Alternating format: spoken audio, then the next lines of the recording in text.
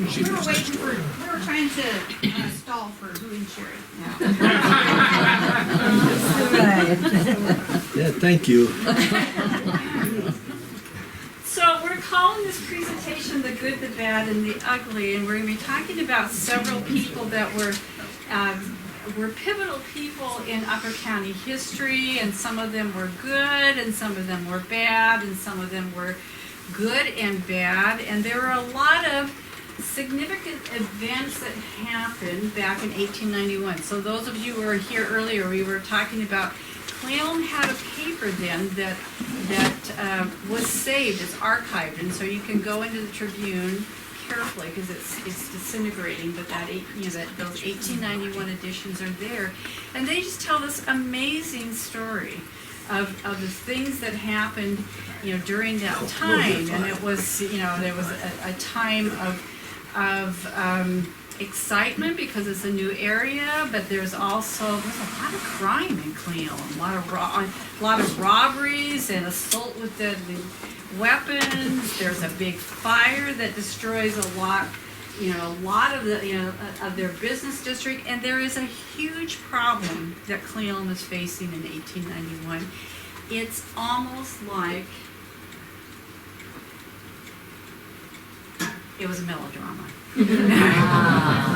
So, and I don't know, maybe some of you went to the melodrama that Boulay Productions put on back, in the summertime, but just reading the stories of what happened then, it just kind of reminded me of. So here we have this cast of characters, and we're going to be talking about all of these guys. So I'm not going to go into depth about them right now, but I am going to tell you that this guy, Thomas Johnson, is a key player in this story. So we're going to be referring back to him. A lot of you probably are familiar with Walter Reed, Thomas Gamble, Peter Kirk might be a new name. I'll bet you William Donahue is a new name, and this is a really pixelated, blurry picture, but Lynda Solter, who is a super sleuth, found this, and this is amazing that we even have this picture of him. Also, she found this picture of Peter Bryant, which is amazing, and Thomas Johnson. So, as I say, Lynda's responsible for finding some of these key documents here. So, but we could not find a picture of C.R. Martin. He's really also a key player because he is the editor of the Clallam Tribune, and that will play a big part in this story. August Sassy, I wish we had a picture of him. So I picture a guy with a beard and a mustache. But that's so yeah, maybe look a little bit like Gamble. Uh-oh. Maybe my pointers, I'm pointing. So they're in Stafford, so think Stafford, Stafford Street. He's a big player. Okay, there we go. And Hard Rock Mining is are big players in this story. So first of all, here's Walter Reed, and I think this is a young picture of him. The later pictures, he's minus his beard and a mustache. So Walter Reed is living in Yakima, and he runs into his old friend Thomas Gamble, and they both decide to take claims out in Clallam, this beautiful valley. So this is a drawing of his home. It's supposed to be the first home that was here in Clallam, and I think that it was, from what I've read, it was on West 2nd Street. Does that sound right, Charlene? Anyway. So, this is 1883, so there's not a whole lot of people that are around right there. And here's his friend, Thomas Gamble. This is a pretty cool picture. So I don't know if any of you know Tom Kerman. Tom Kerman's great was one of the first mayors in Clallam. This picture from his collection that he consented for us to use is supposedly a picture of Thomas Gamblin's home on East 3rd Street. This is East 3rd Street right there, so how cool is that? So, and here's a more dignified picture of Walter Reed.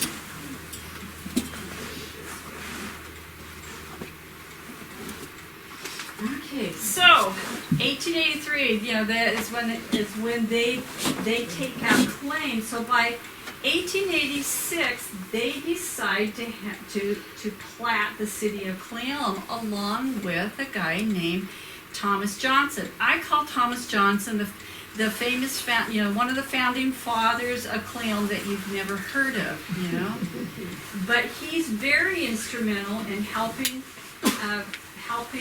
Reed plat this area. Supposedly he gives Cle Elum its name, Cle Elum. And if you'll notice, these streets are not named after them. In fact, interestingly enough, these streets, except for Pennsylvania Avenue, where Gamble and Reed are from, these streets are Billings. We have Oaks. I can't read my, what's after Oaks? Harris, Wright.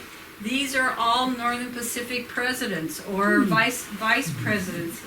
And so there's no doubt that these guys are in like this with Northern Pacific. So there's even some documents that say that Thomas Johnson was the one responsible for Northern Pacific routing the railroad on the north side of the Yakima River instead of the south side, which that would benefit Walter Reed, wouldn't it? Because his property is on the south side of the Yakima River, and and Walter Reed is the one, that said, hey, Northern Pacific, there's coal here, you might want to come through here, and they made a boarding house. So there's a very close relationship, and he and Thomas Johnson have wooed Northern Pacific to come through here because having a railroad is really good for business.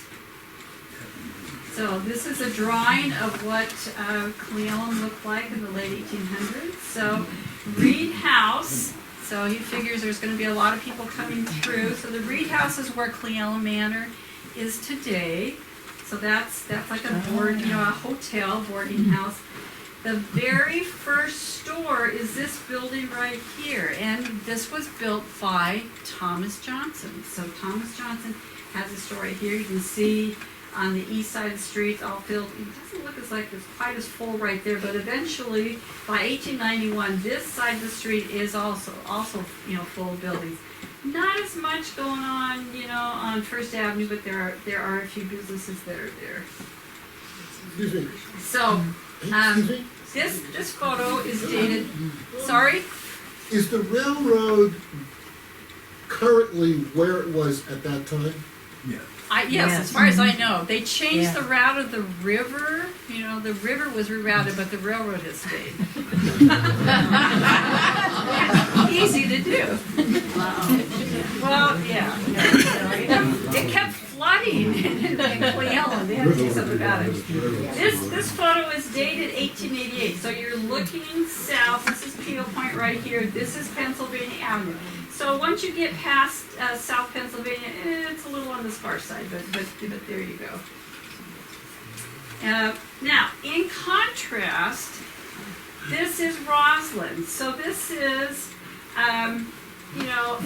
circa 1890. So this is Pennsylvania Avenue, and you're looking east. So you've got buildings, you've got businesses lining both sides of the street.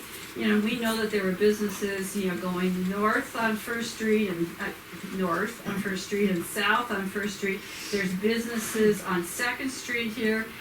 Roughly, there's about 5 times more businesses in Roslyn than there are in Cle Elum at the same time. Wow. And coincidentally, the population's about 5 times bigger.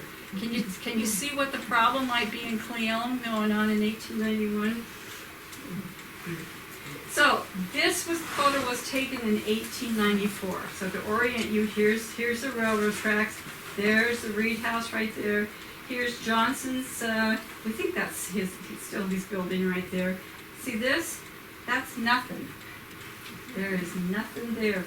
The reason is there was a fire that came through July of 1891 and burned out all these buildings right in here. So a lot of these businesses were able to find places to relocate on First Street. Why didn't they rebuild? Because 1892 starts in on a nationwide depression, and it's hard times throughout all the nations. So by even in 1891, Cle Elum is experiencing this slowdown for a lot of reasons. One of them is that Northern Pacific has made, Cle Elum is like their division headquarters because they're working on the Stampede, the tunnel. Well, by 1888, they're done with that, and they're ready to move on, and people are getting off the train in Cle Elum and they're heading up to Roslyn, and Cle Elum is actually declining in population, and so these guys who've invested all their money and brought their businesses here are in trouble. What to do? So I just couldn't resist this.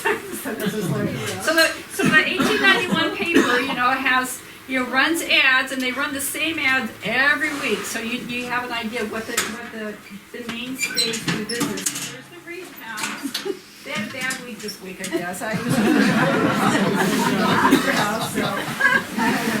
Which maybe so Reed might have rethought this whole thing, but, but he did. So on the east side of the street, I just love they added this detail because they don't do this very often. So next door to the Reed House, August Sassy, he's one of our names. He owns the Brick Saloon, not the Brick, but the Brick Saloon. So that's one door down. And then at the end of the block on the corner, so if you can picture today, where the rental place used to be, the rental equipment, that there's, nothing really, that's where the Cascade House was, which apparently back then you didn't say hotel, you said everything was a house. So there's the Cascade House. On the other side, oh no, I'm wrong. So Clarion Cox is still on the east side. It's next to the Brick Saloon. So they sell wines, liquors, and cigars. Across the street, you have a barbershop, bathhouse. This is D.B. Burcham. D.B. Burcham is one of those unfortunate guys that gets burned out by the 1891 fire. He's got to find a new place to live. E, I think the E stands for Edward, right, Lynda? Yeah, he's one of the big losers in the 1891 fire. So he has, this general merchandise store, and he may have been located in Thomas Johnson's building, but he was also burned out. So, so there's a question there. I haven't quite figured that one out, but he was over there someplace. The empty lot today that's next to Pioneer Coffee was where Theron Stafford was located. He was the druggist. Lynda will tell you later on a little bit of a background about him, but he opens up this store. I will tell you this, that he came from Michigan, and there was an article in the Michigan newspaper when he decided to move to Cle Elum that he was moving to the land of milk and honey. So let me tell you about the land of milk and honey. So while, in 1891, he's robbed at gunpoint, and he's hit in the head, he's injured pretty bad during this robbery. His building burns down completely. And it was his son that started the fire. Oops. So he's had kind of a rough year in the land of milk and honey. Oops, I went too far. Let me go back. So back to, this is Thomas Johnson, not as good a picture, but that's still Thomas Johnson. So here's his store, again, that's right here across the street from the Reed House. And so the other thing that Thomas Johnson does is that he, besides opening up this general merchandise store, and actually the reason that he opens it up is because he starts this sawmill, and he does a booming business, and they say he employs about 40 to 50 guys. That's pretty good sized business. He supplies the lumber for the Reed House. He supplies lumber for Northern Pacific. He's got a lot of stuff going on. So I think that this is looking west, don't you think? I'm wondering if that's maybe where the bridge is across the South Cle Elum. But for sure, there's the railroad tracks. that he talked Northern Pacific into siting on the north side of the Yakaron River and not the south side. So, but the story about Thomas Johnson just goes on. I mean, this guy has so much energy. So this is from 1889. This is a series of biographies about Thomas Johnson. He owns quite a part of the town of Ellensburg, but before he came to Ellensburg, he was in Goldendale. He was the auditory probate judge of Kittitas County, city councilman, mayor of Goldendale.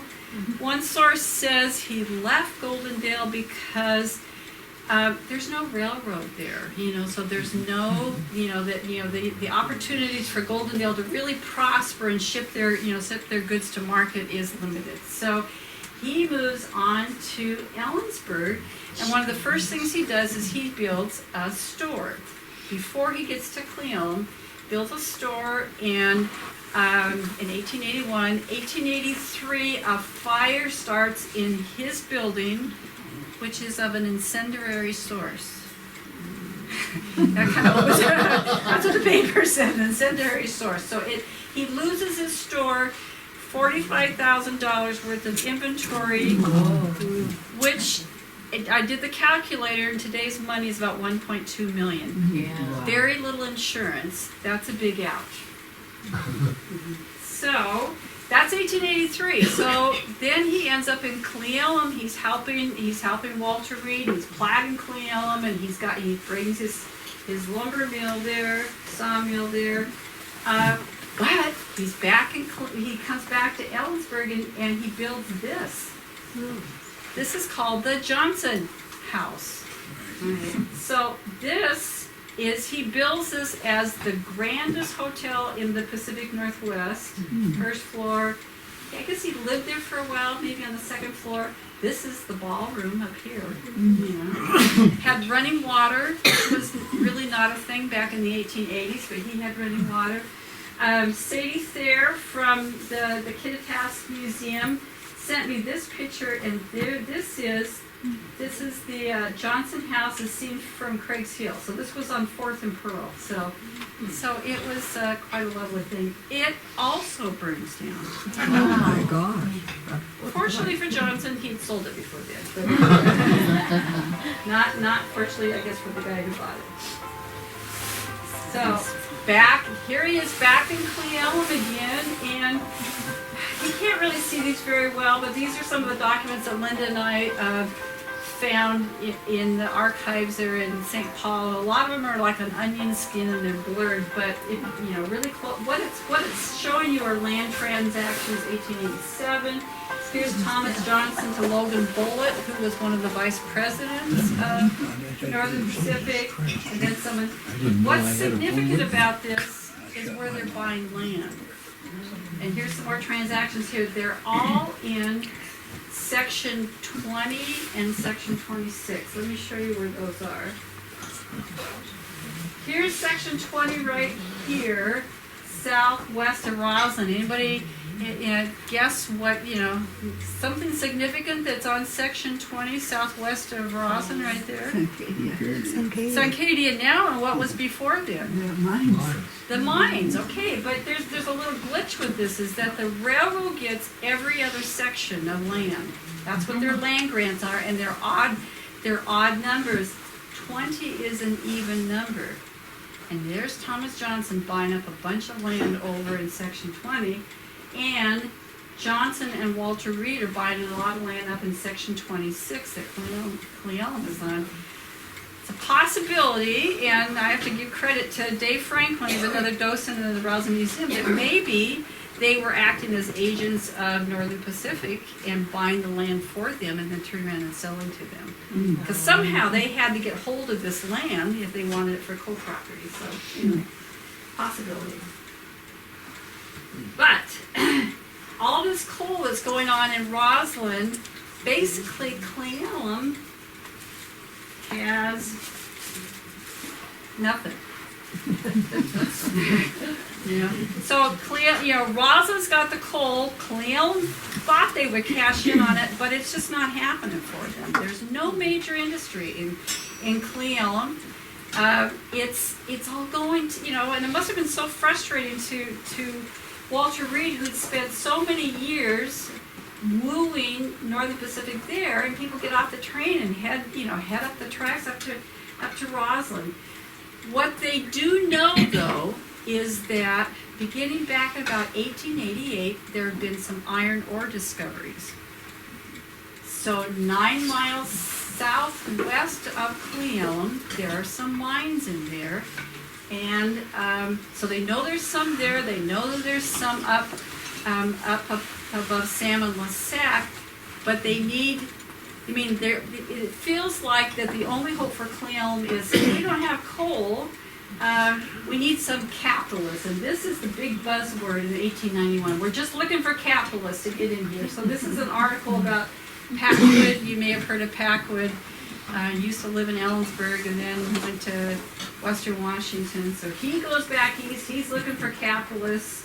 And there's a lot of articles like this. Authoritatively stated that American Iron and Steel Company will begin active operations as soon as the weather permits. They're very hopeful in March. This is the first edition of the Tribune, March 26, 1891. By September, the tone's starting to change. You're starting to get a little note of desperation. But in March, any second now, those capitalists are going to show up, and we're going to start building plants. So here's a the letterhead of the Cleon Tribune. I added and Hard Rock Mining News because those editions, there's 4 to 6 pages, and 3/4 of them are about mining because the editor is doing his darndest to promote hard rock mining, and by hard rock mining I don't mean out with the pan shaking for gold. It means you can't pick this stuff out of the ground. You've got to be dynamiting it. So iron ore. He doesn't even care what it is. So iron ore or gold or silver or whatever. They're promoting that to bring people to Cleon, so then they'll go out in Upper County. So so in hard rock mining is the big buzz. So, couldn't find a picture of Martin, who's the editor and the publisher, but Lynda did dig up his his marriage certificate. So, he happens to get married in 1891. He's in the middle of a lawsuit, right before right after he gets married, but that doesn't slow things down. What I think is fascinating is, and he hasn't been in Cleon that long, but he is married by Thomas Gamble, and the witnesses are Walter Reed and Barbara Reed. So we know that he's the publisher, but he says that the owners of the paper had sponsored this paper as a 6-month proposition. They extended it longer than that. Who are the owners? I think it's a possibility that it was Walter Reed and Thomas Gamble and maybe Theron Stafford and maybe August Sassy and all these guys who are saying, we need somebody out there to promote us, and that's his job, is that he's got to promote them like crazy. And so page after page after page, and he's talking about hard rock mining in Cleon. But it's seasonal. He can only do it through when you can actually get up into the mine. So by the end of the summer, you got to start looking for some other material. But before then, I have to say, Lynda and I have gone through a lot of newspapers in the 100-year span in the archives. So we're fairly familiar with the writing styles of the Cleon Tribune and the Cleon Echo, the Minor Echo, all of those. I gotta say that Martin is in a class of his own. This guy was never at a loss for words. Could be why he had at least 2 libel suits charged against him. So here's one of them. He was really upset with a pastor that was out in the Teanaway who had a reputation for wife beating. So the guy took him to court. And Martin is not repentant about this at all. This is his comeback, the Apostles' Revenge, or Who Took His Sacred Name in Vain, Rock of Kittitas, cleft for me, shall we pin our faith to thee. Here's a great line. It is hoped where that his favorite diversion lies in playing tattoos with his fists on the head and the other parts of his wife's anatomy. Wow. So his defense is, it's common knowledge in Teanaway. Everybody, knows it, so therefore it's not libel. And he gets away with it, The idea that he comes out of it okay, but the stuff that he comes up with is pretty amazing. Wow. Here's another case. So back in December of 1891, there is a businessman from Tacoma who, according to the Tacoma papers, was on a lark in Roslyn with a prostitute named Spanish May. They take a sleigh to Cle Elum to catch the train back to. They take the train back, and in the process he gets mugged. And they try to kill him. But here on the headline, crime laid to Jack O'Neill. Later on, I won't take the time to read all this, but basically the next week he's telling about the attempts that are made on, the threats that are made to the editor of the Tribune, telling him that, that they're going to give him a Jesus thumping if he mentions this guy and this guy anymore. And the citizens of Cle Elum have just about had it because there is a lot of crime. So the Reed House has been robbed of $300, and then Theron Stafford gets beat up and he gets robbed. And so I don't know where the law and order is, if they're around then, but they put together a citizens group, and here's his headline: hobos must hustle ahead, vile bags and villainous vampires must vamoose. And there's a lot of indigents that are traveling back and forth. But this is what I have to get up closer so I can read this. Here's what he attributes a lot of this to. There are several young and able-bodied men in this community who have no visible means of existence. Their hands have not been burdened by toil, nor their brains wearied by overwork. These hangers-on are in no sense of the word legitimate producers. This community has no earthly use for them, and the sooner they are removed, the better it'll be for all of us. Times were different back then. So, and who knows? Maybe there's some of those vile bags right there in this picture. But here again is the Reed House, and you can't see the Johnson place, but anyway, there's the businesses lining South Pennsylvania.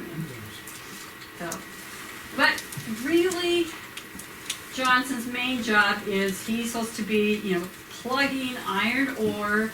He's talking about our iron blast furnace, minerals in great abundance. They're just talking about, Cle Elum, this Cle Elum area, it's just the rich abundance of minerals. It's just a question of time. All we have to do is get those capitalists in here to do it, and then we're going to have our iron blast furnace, and we will be the Pittsburgh of the West. Do you know that in the 1800s, Pittsburgh was compared more often to hell than any other city in the world? So I think that was a dubious goal for them, but that's what they were looking for.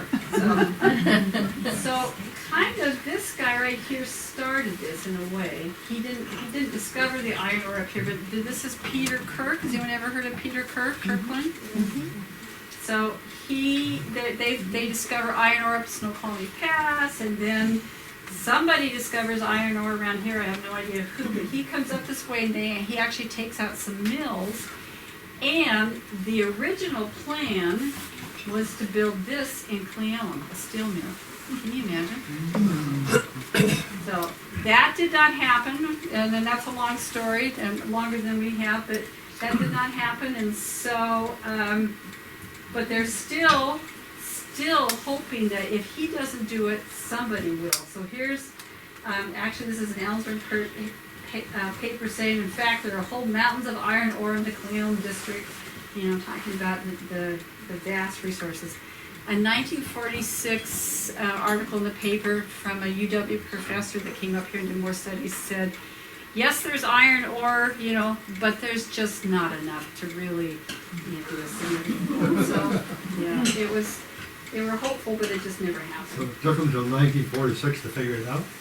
Yeah, and and another part of the story that we can't even touch is that there was a resurgence again back in the early 1900s, and they almost built an electric railroad out to Salmon Lasac for mining up in this region right up in here. So they say Peter Kirk's mines were in the Upper Cleon. Well, this is the Upper Cleon River right here. Here's Fortune Creek, Camp Creek, Boulder Creek. And there is iron ore here in this Goat Mountain area, so it's possible that this is where Peter Cook's mines were. Don't know that for sure. Possibility. Here's another article. This was actually a reprint of the Tacoma Chamber of Commerce pamphlet. They're talking about these amazing iron ore deposits that are being made, and that an English syndicate has made a contract with Northern Pacific Company to erect blast furnaces at Cleon. I don't know what happened to that contract, but that one didn't happen either. Okay, so it's getting to be August, September, and it's going to happen any second. It's going to happen any second, and it still hasn't happened. And so all of a sudden the tone of the papers change, and suddenly Martin, who's the editor, he starts really focusing on the Shasta mining district. So if it's not going to work out for iron ore, let's really promote this area, because it may be said that the town of Cleon is the natural distribution and shipping point for the entire Cleon mineral and agriculture. So here's the Blewett mining district. So down below it somewhere is the Swauk mining district. This is actually in Chelan County, but the closest town is Cleon. So they still see that they are the provisioning point for them. And there's actually a lot of mining going on up in there.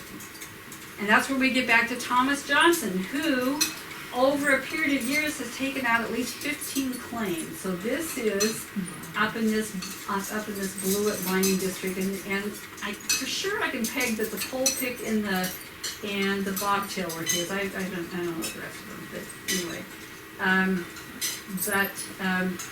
He has another series of unfortunate events that, besides losing a couple of these businesses to fires. Now, before I get to that, here's this. This is Kohler Gulch is where a lot of these mines were. So this is not his mine, but that just kind of gives you an idea of what the mines look like.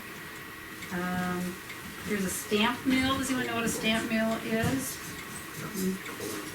Okay, so, well, let's go back. Let's talk about a stamp. Well, if I can get back, or if I can. So a stamp mill, so this is enclosed. So a stamp mill, you take the ore out of the mountain, you blast it out, but these veins are embedded in the rocks, and so a stamp mill has a series of weights on them. Some of them, like 450-pound weights that drop down and they crush that rock, and they want to get it down so it's like sand consistency. Once it's like that, then they can spread it out on copper sheets that have been coated with mercury. And if you spread that sand over it, if there's any gold in that sand, it will stick to the mercury and become an amalgam. So it's quite a process. Wow. So think about this. There's no road up here. So so getting all this machinery up there was a big deal. If there's no road at that time up into the Shasta. So here's another one of our names it's one of the characters, and it's a guy named William Donahue. So there he is, laying down right there. So I think Donahue was kind of a crusty guy. So In 1891, in the Seattle PI, 2 different times they have articles about him being in barroom fights in Seattle. And the one time he pulls out a gun on a guy because he thinks he's cheated him of $64 in a card game, and so then he gets fined $250 for starting a fight. And the PI says, "We thought Donahue was more of a man of the world than this, that he would know better." But so, the other thing that Donahue likes to do is he likes to jump claims, and he's been up mining for several years. So the way mining goes is that you have an assessment every year on your claim. It's like a tax. So you either have to invest X amount of dollars for your assessment or X amount of time and labor, and he would watch those. Now he and Johnson have worked, they both have had mines up there, but he's watching one of Johnson's mines, and Johnson's foreman says, you better file your assessments because Donahue says he's going to jump you. And Johnson, who has a hotel, he's got all these, 10 other things going at the same time, just brushes it off and just says, it'll be okay. And if Donahue tries to do that, I'll just kill him, ha ha ha. So Donahue does. He's late filing his paperwork and he jumps his claim. Turns out that of all the claims of Johnson, this is the most valuable one. So, and not only does Donahue jump the claim, he turns around and then sells it to somebody, to this company, and he makes quite a bit of money. So, what I forgot to tell you is so this happens in 1887. In 1891, so 4 years have gone by, and all of a sudden Johnson decides to file a lawsuit against Donahue. So there's bad blood going on here. The court throws it out and tells Johnson, because of irregularities, I don't know why, but he threw out the claims. So Johnson turns around and files an injunction against this mining company that's bought this claim. So they're dead in the water. They can't extract anything. So everything is at a standstill. So things are a little tense. And now it's back to 1891, and now Martin, the editor, is saying we can't make money out of these mines unless we have a decent road, because all we have is a trail. The businesses, we've got to unite, we've got to donate money, we've got to build a trail. Well, they don't do it, but the miners do, and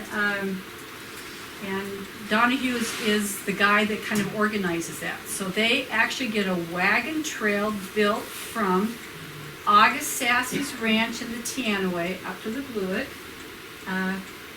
Because before that there is a trail, so it says, one story says that at one time Thomas Johnson hired Nez Jensen with 20 pack horses to carry out his iron ore, get it all the way down to Cleveland. That's got to cost a lot just in transportation. When the old Blewett Highway was put through, they followed that wagon trail. Who's been on the old Blewett Highway? Yeah, have you been on this part right here? Yeah. So the new and improved road. This is what the new and improved road looked like. So it was still a kind of a sketchy way to go. So this is 1891. 1892. Donahue gets married. He looks pretty sedate right there. I mean, mild mannered. So this is his wife, Sarah, right? Sarah, 1892, and then a year later, the town of Blewett is formed. So here we are, here's another view of it. The Highway 97 goes right through here now. And there are signs. And there's this, and then there's the signs. So Donahue had a ranch in Ellensburg, so maybe he lived there, or maybe he